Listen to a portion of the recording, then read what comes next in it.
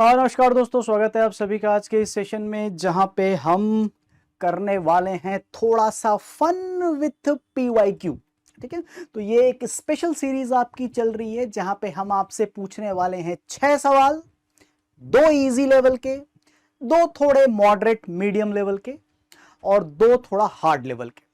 Subject C programming and data structure. 6 सवाल आपसे पूछे जाएंगे और आपको मिलेंगे सॉल्व करने के लिए करेक्ट मार्क्स विच इज 5। तो अगर आप पहले के 2 सवाल जो कि इजी कैटेगरी के हैं सॉल्व कर लेते हैं तो उनके लिए मिलेंगे आपको 5 मार्क्स, टोटल 10। उसके बाद के जो मॉडरेट या मीडियम कैटेगरी के हैं उनके लिए मिलेंगे आपको 10 मार्क्स, दैट इज 20। और लास्ट वाले जो हैं that is worth 50, I was about to say rupees, worth marks 15, that is 30। तो टोटल आपके पास यहां पर है 60 मार्क्स। चैलेंज है आपको मेरी तरफ से, देखिए आप क्या 60 आउट ऑफ 60 ला पाते हैं, क्योंकि आप इस सब्जेक्ट को थोड़ा सा इजी समझते हैं और है ये PYQ। तो चलिए शुरू करते हैं आज का गेम। नाउ पहला क्वेश्चन आपके लिए है PYQ 2025 से है। रूल बड़ा सिंपल है, MSQ क्वेश्चन है। मैं आपको क्वेश्चन हल्का सा समझाऊंगा और उसके बाद मैं हट जाऊंगा, आप पॉज कर दीजिएगा वीडियो और उसके बाद मैं आऊंगा वापस से सॉल्व करूंगा और उसके बाद आप अपने आंसर मैच कर लीजिएगा।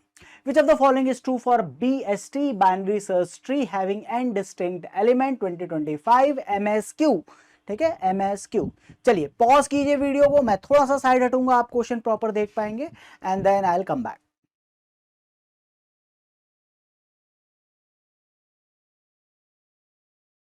चलिए नाउ क्वेश्चन कहता है कि which of the following statement is are true for binary search tree. Maximum length of a path from root to any node is n-1। ठीक है, चलिए maximum length of the path जो होता है, पहला ऑप्शन अगर हम कहें तो मैक्सिमम लेंथ है, ये हाइट के बारे में बोल रहा है।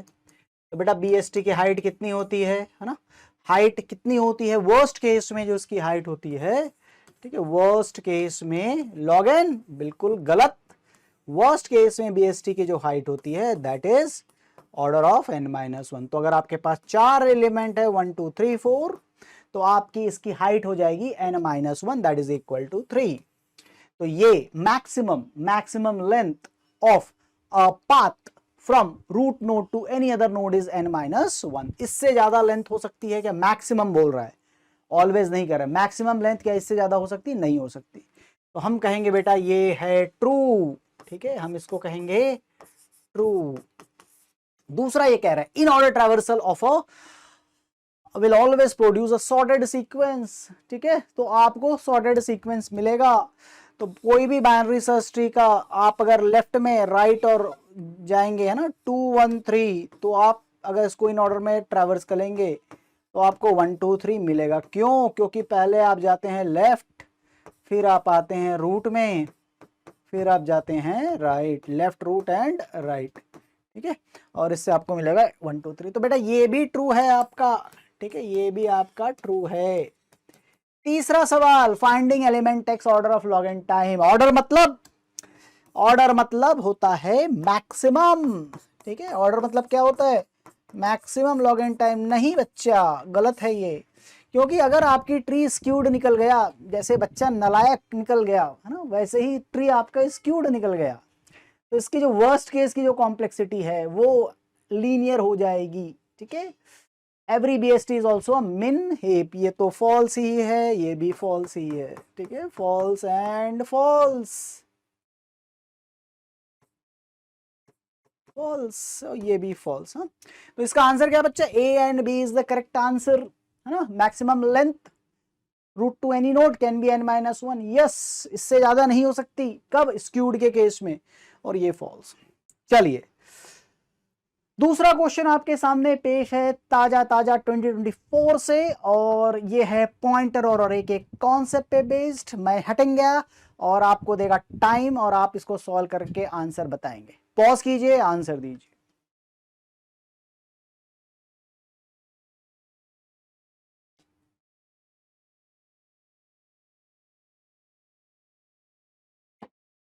चलिए क्या दिया है बेटा? ये हमारा एक फेवरेट टॉपिक है जो है कहलाता है अरे एंड पॉइंटर।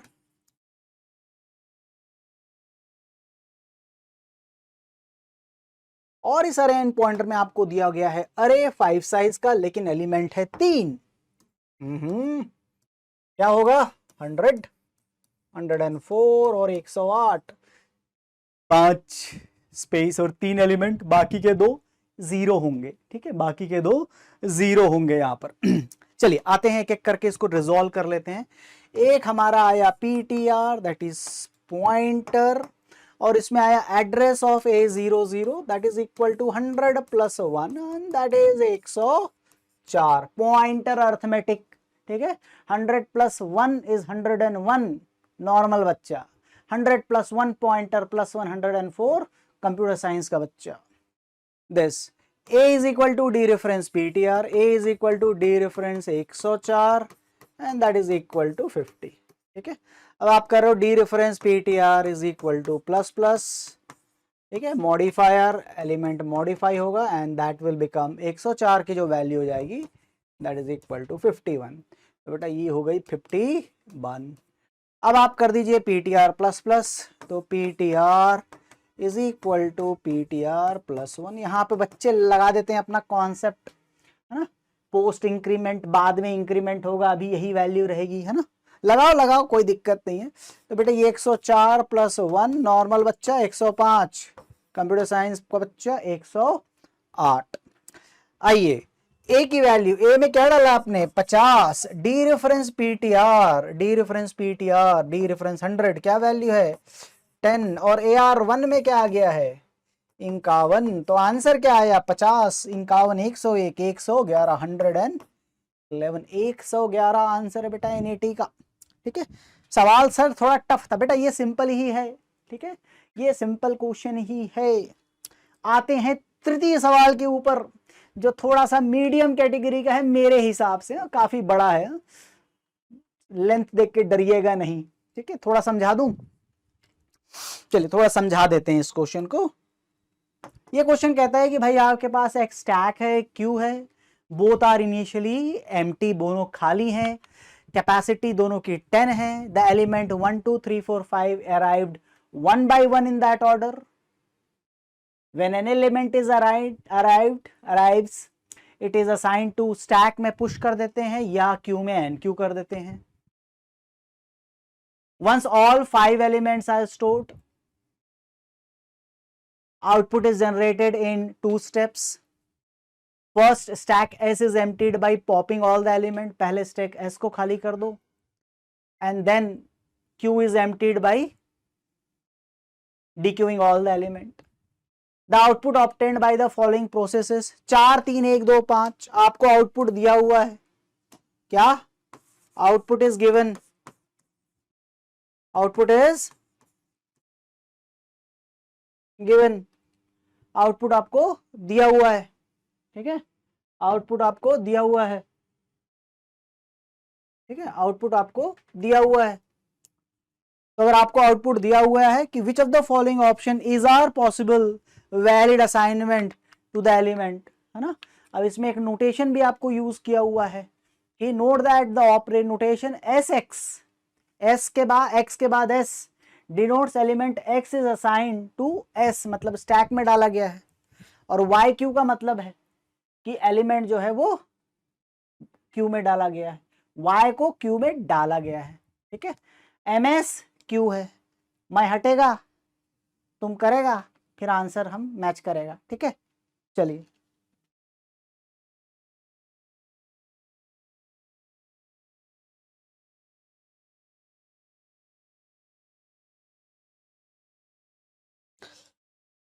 चलिए हाँ ये ठीक है। तो आपको आउटपुट चाहिए 43125, इसको क्या किया जाए, इसको हम थोड़ा सा यहाँ पे ले आते हैं ऑप्शंस को। तो हमारा आउटपुट क्या है बच्चा 43125। ठीक है, 43125, 43125। देखिए पहला हम डालेंगे स्टैक में, और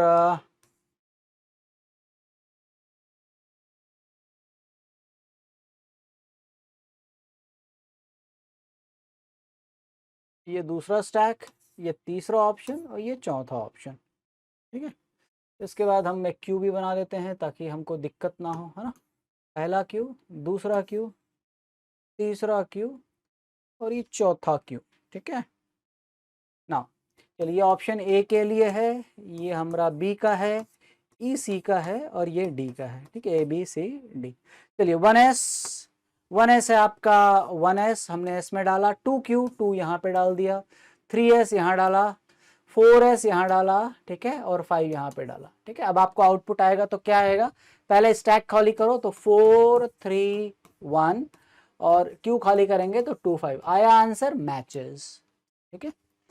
बी में आते हैं, पहले हम q में डालेंगे 1 2 1 डाला, 2 डाला, ठीक है, 3 डाला, 3 स्टैक में गया, 4 भी स्टैक में गया और 5 क्यू में गया, ऐसा बना, ठीक है।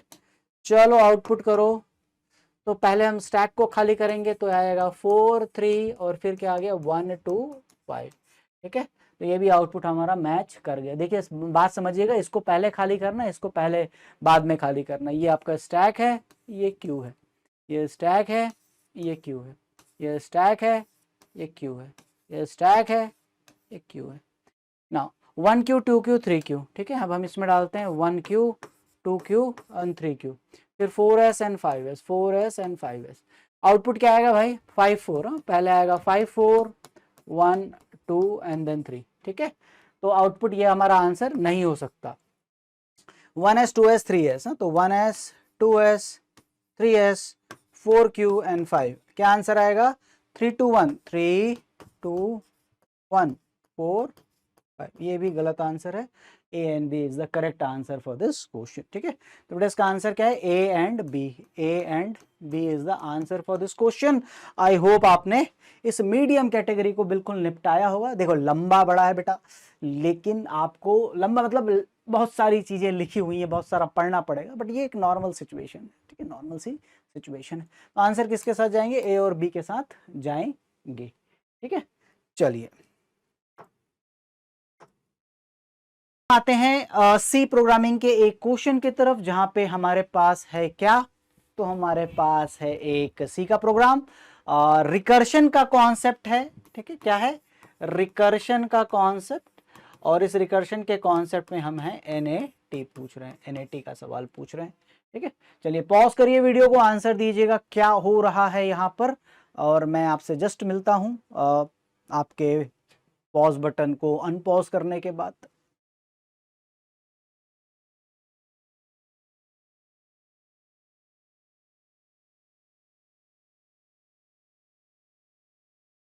आइए नाउ, एक अरे दिया हुआ है आपको, और अरे में कुछ सीक्वेंस ऑफ एलिमेंट है, और वो जो सीक्वेंस ऑफ एलिमेंट है वो ये इस तरह से है कि ये है 0 है, तो ये 1 है, तो ये 222 है, तब ये 00 है, और ये 11 है, ठीक है। इस तरह के आपको अरे के सीक्वेंस दिए हुए हैं। कोई बात नहीं सर, ये इजी है कि टफ है चलिए मीडियम है बेटा, ये क्वेश्चन सॉल्व होना चाहिए। प्रॉब्लम तब होगी जब आपसे ये क्वेश्चन सॉल्व नहीं होगा, ठीक है, तब होगी समस्या, पर ये होना चाहिए। चलिए अब ये कहता है कि अगर अरे की साइज 0 है तो आपने क्या कॉल किया, फू A9, ठीक है, आपने यहां पे कॉल किया फूक मार दीजिए, और 9 एलिमेंट के साथ 0, अच्छा 1 2 3 4 5 6 7 8 9, ठीक है। नाउ अगर साइज 0 है तो रिटर्न 0, साइज 1 है तो रिटर्न 1, अदरवाइज आपको S0 is not equal to S1 then 1 plus, है ना। अब इसका क्या मतलब है, अगर दो कंसेक्यूटिव एलिमेंट आप अरे का ए का मतलब क्या है, एड्रेस ऑफ ए, है ना, तो आप यहां पे एड्रेस ऑफ ए पास करेंगे as a parameter, address of first element, ठीक है। तो जब आप address of first element pass करेंगे और S0 कहेंगे तब वैल्यू 0 आएगी, क्योंकि फर्स्ट एलिमेंट आपने पास किया है, और आपने S1 कहेंगे तो वैल्यू 1 आएगी, क्योंकि आपने 1 पास किया है, सॉरी S+1 मतलब 100+1 सेकेंड एलिमेंट में जा रहे हैं, ठीक है। अगर ये इक्वल नहीं है, जैसे कि 0 इज नॉट इक्वल टू 1, तो अब आप क्या करेंगे 1 प्लस, अब इंटरेस्टिंग बात यह है कि आप दूसरा कॉल क्या कर रहे हैं, ठीक है। तो दूसरा का कॉल बेटा आप ये कर रहे हैं फू S+1, मतलब आप 104 भेजेंगे। अगर मैं ये मान लूं, और मैं ये मान सकता हूं कि ये एड्रेस 100 है, तो दूसरा वाला एड्रेस 104 होगा, होगा ही होगा। 4 क्यों होगा सर? बेटा इंटीजर का साइज, ठीक है, integer is equal to 4 byte. बोले ये इंटीजर में 4 byte, integer size is 4 byte, ठीक है, integer size is 4 byte, integer का साइज 4। तो अगर इक्वल नहीं है तो आप 1 प्लस 104 और अब आप इसको 8 कर दीजिए, ठीक है। अब 104 जब जाएगा तो वो 1 और 2 को कंपेयर करेगा और यहां पे भी आ जाएगा 1 प्लस 108। अब इंटीजर का साइज 7 हो जाएगा। लेकिन इसके बाद 108 जब जाएगा मतलब ये और ये, तब ये नॉर्मल कॉल होंगे। ये देखो नॉट इक्वल टू में 1 प्लस और इक्वल टू में मतलब उसका एल्स पार्ट नहीं है 2s प्लस 1 साइज माइनस 1। तो बेटा यहां पे आप सीधा सीधा कॉल करेंगे फू 112 और 6, ठीक है। तो ये हो गया 108, ये हो गया 112। 112 भी 116 की इक्वल नहीं है तो बेटा यहां पे भी कॉल होगा फू 116 और 5 एलिमेंट, ठीक है, 116 और 5 एलिमेंट। 116 जो है वो 0 की इक्वल नहीं है बेटा, तो ये हो जाएगा 1 प्लस फू 120 और 5 4 एलिमेंट, ठीक है, 120 और 4 120 और 124 इक्वल है तो बेटा ये कॉल होगा ओनली फू 124 और 3 एलिमेंट, ठीक है। देखिए तो ये हो गया 120 और ये हो गया 124। 124 जो है वो इक्वल है तो ये हो जाएगा 1 प्लस फू 128 और 2 एलिमेंट, ठीक है। और इसके बाद जब 1 एलिमेंट से कॉल होगा तो वो रिटर्न करेगा 1। थोड़ा जगह कम पड़ गया, क्वेश्चन बड़ा है, मेरी गलती नहीं है, ठीक है, इतने जगह पे मैं मैनेज नहीं कर पाया तो that is not my fault, board छोटा है। कहने का मतलब है कि जब जब आपके पास एलिमेंट नॉट इक्वल टू है तब 1 ऐड होगा, नॉट इक्वल टू है तो 1 ऐड होगा, इक्वल टू में ऐड नहीं होगा, इक्वल टू में ऐड, नॉट इक्वल टू में फिर से 1 ऐड होगा, इक्वल टू में ऐड नहीं होगा, नॉट इक्वल टू में फिर से 1 ऐड होगा। और अगर last but not the least अगर साइज 1 है तो भी 1 ऐड होगा and that is equal to in this case is 5, ठीक है। Welcome to the jungle. आइए 5 है इसका आंसर, ठीक है। इसको थोड़ा सा और एफर्ट मारेंगे तो 132, ठीक है, 16 20 24 28 और ये 32। जब ये कॉल होगा 132 और 1 तो automatically size is equal to 1 तो 1 रिटर्न करेगा। 5 आंसर है बच्चा लोग इसका, ठीक है। चलिए तो ये हुआ हमारा चौथा क्वेश्चन। अब चलते हैं 5th क्वेश्चन जो है टफ लेवल का, जैसा मैं मानता हूं, है ना। ये है 2017 का CS शिफ्ट 2 2 मार्क का क्वेश्चन। बताएंगे आंसर इसका। क्या करना है, MCQ है, डू नॉट वरी, और आंसर एक ही है, डू नॉट वरी। दिख नहीं रहा है सर तो थोड़ा ऊपर कर देते हैं, दिख रहा है अब, ठीक है। पॉज करेंगे, आंसर देंगे, आगे बढ़ेंगे, ठीक है। मैं आता हूं, डिस्कस करूंगा दोनों ही शिफ्ट। आंसर बताएं क्या आएगा।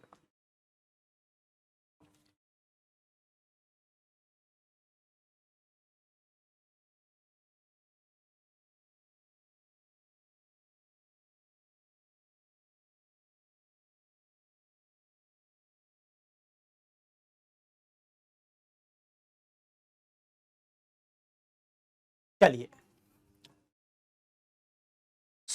आइए यहां पर। अब यहां पे देखिएगा इस क्वेश्चन में आप समझेंगे वेल इज ग्रेटर देन 0, ठीक है। चलिए अब ये देखिए पहला वाला बड़ा ही क्लियर है कि अगर आप फू 3 कॉल करेंगे, फू 3 आपने कॉल किया, x की वैल्यू 0 है, x is equal to x plus 0 plus, क्योंकि ये पोस्ट है तो बेटा ये फू 3 ही कॉल करेगा। और अगर फू 3 ने फू 3 को कॉल किया तो आपका स्टैक जो है वो भर जाएगा, ठीक है।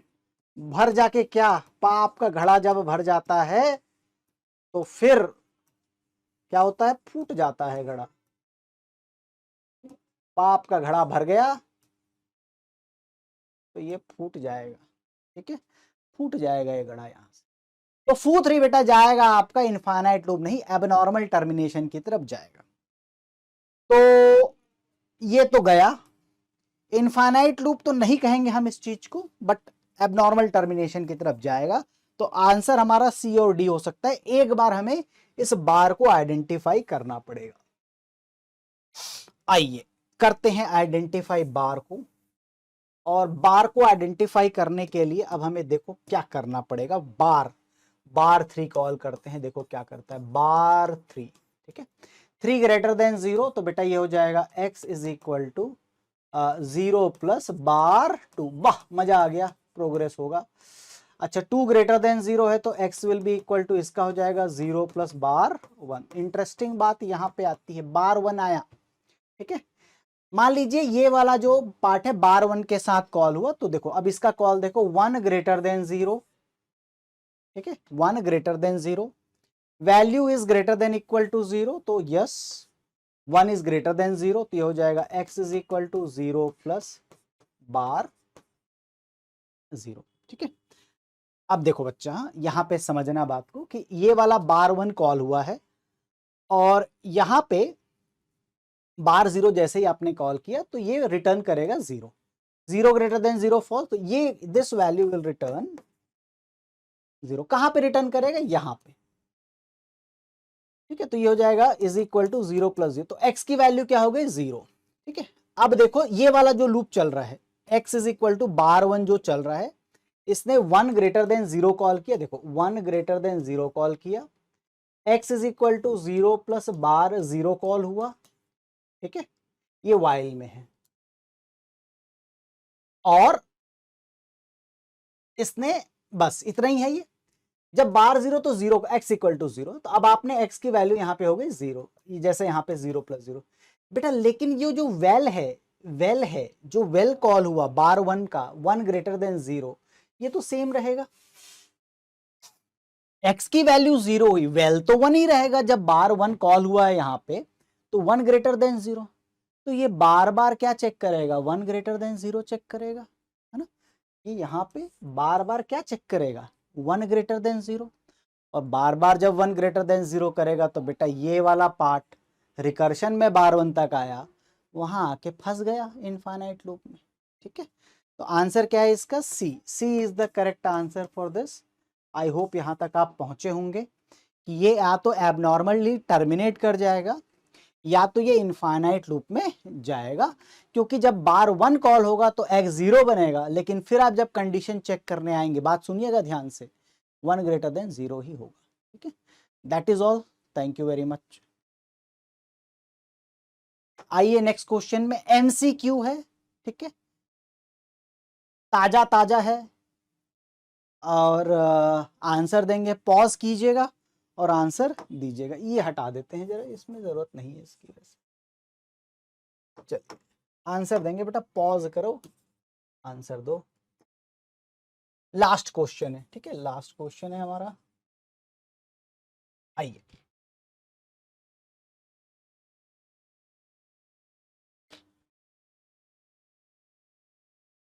चलिए सो क्या कहता है, let P the set of integer from 1 to 15, consider any order of insertion, consider any order of insertion of the element of P into binary search tree, ठीक है। एलिमेंट पी को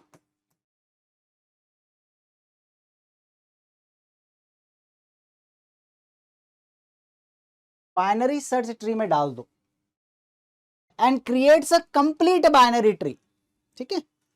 अब हमें जो डेफिनेशन पता है कंप्लीट बाइनरी ट्री की, वो ऐसे ही है, ऐसा कोई ट्री बनेगा आपका।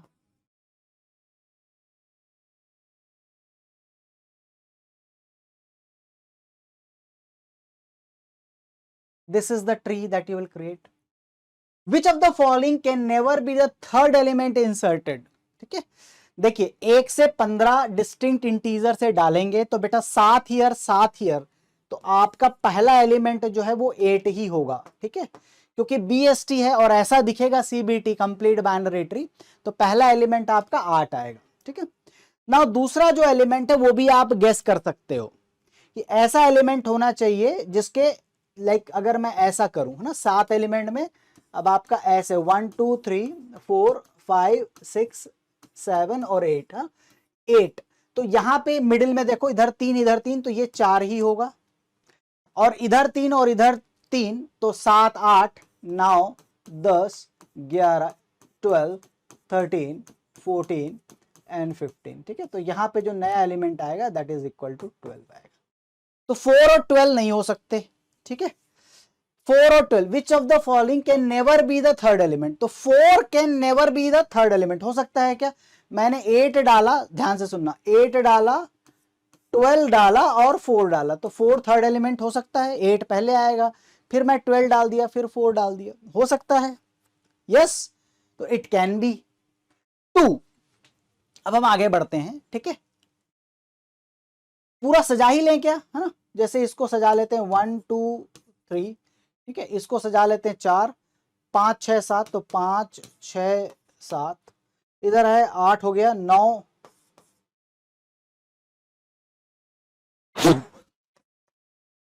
ये लीजिए, मैंने पूरा सजा लिया। ठीक है, अब देखिए 2 कहां पे होगा? 2 यहां पे। Can it can never be the third element. हो सकता है बेटा 2 थर्ड एलिमेंट। क्यों?